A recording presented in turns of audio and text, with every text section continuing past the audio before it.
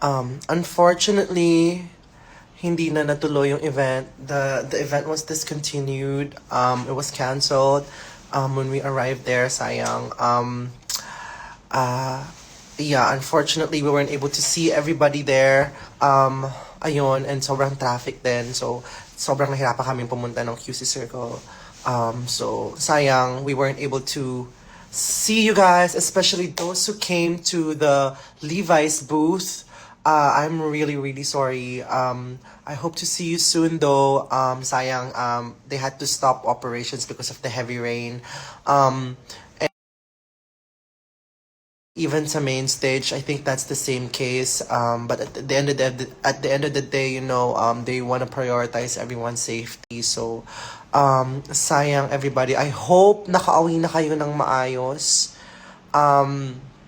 Sana ay may mga nasakyan na yung mga magko-commute, or sana nakauwi ng matiwasa yung mga maglalakad dahil medyo maulan kanina at medyo sobrang traffic talaga. Yeah, I would have loved to see everybody. Unfortunately, due to safety and technical reasons, na discontinued na yung event kanina. Yeah, sayang. We were planning for a very fabulous performance. We were ready for it, but sayang, unfortunately, we weren't able to do that. But we're gonna be doing it in some other venues na lang for my shows.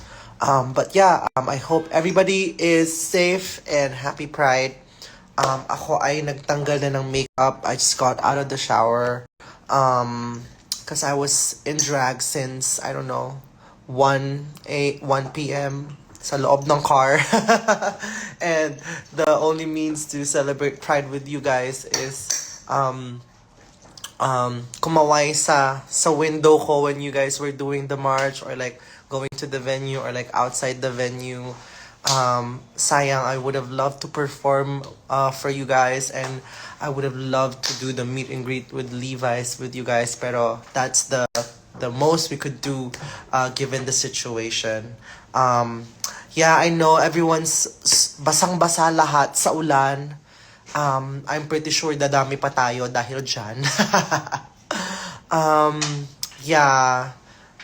Sana okay pa kayo. Magpahinga kayo ng maayos tonight. Kumain kayo ng masarap.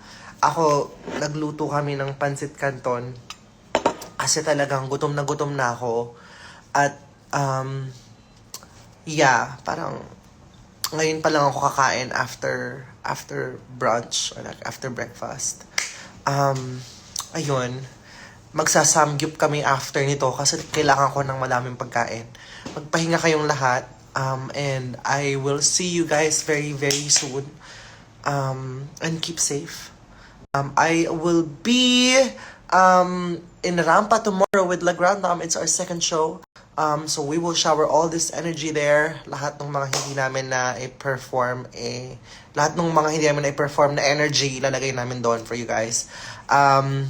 Ayun, kasama ko yung mga dancers ko kanina. Sayang, sobrang prepared kami for the performance. Ang ganda pa naman sana ng performance namin. But, hindi yun yung importante. Ang importante ay maging safe tayong lahat. At, walang masaktan sa event. Ayun. See you na lang sa 30. Yes, sa 30. Definitely.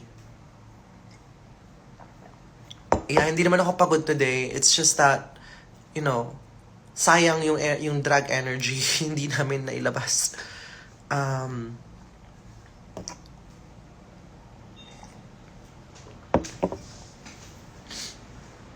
Okay.